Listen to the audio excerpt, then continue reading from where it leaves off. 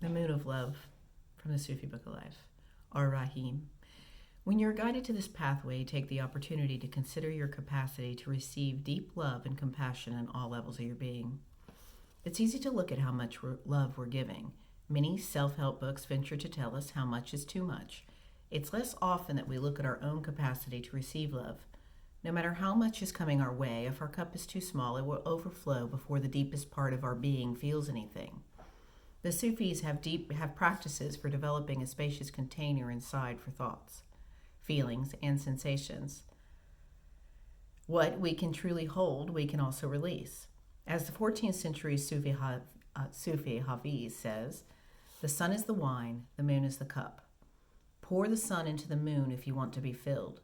Drinking such wine could be good or bad. Why not drink anyway?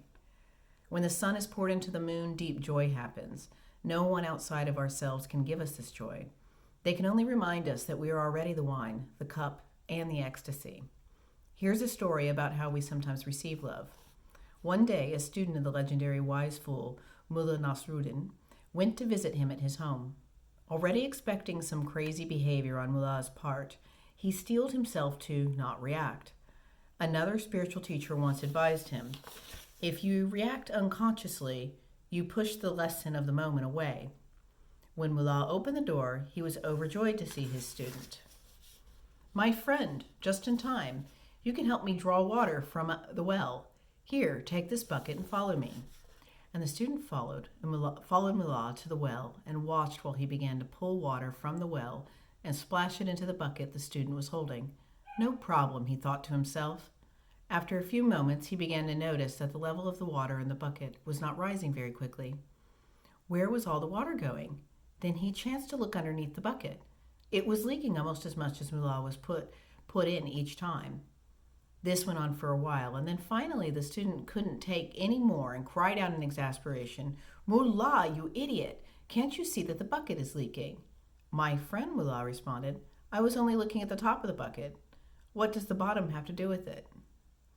As frequently happens in Sufi stories, Mullah acts out and exaggerates a certain habit of mind in which many of us engage.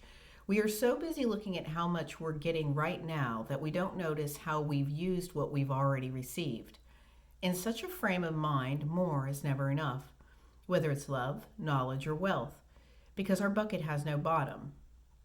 Perhaps life is calling you right now to ask these questions. How do I receive love, friendship, or any gift offered? Do I look at the top of the bucket or at the bottom? Do I estimate how much more I could receive? Or do I consider the part of me that always feels unsatisfied? Is there a bottom to my bucket?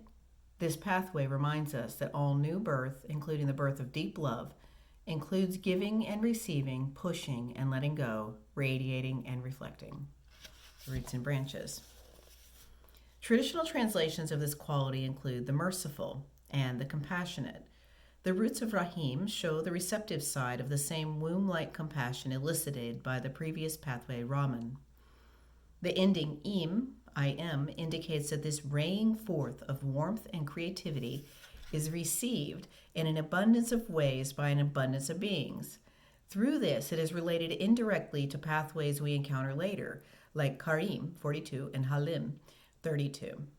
According to the Prophet Muhammad, Rahman expresses the divine love we see in the constant creation and recreation of the universe.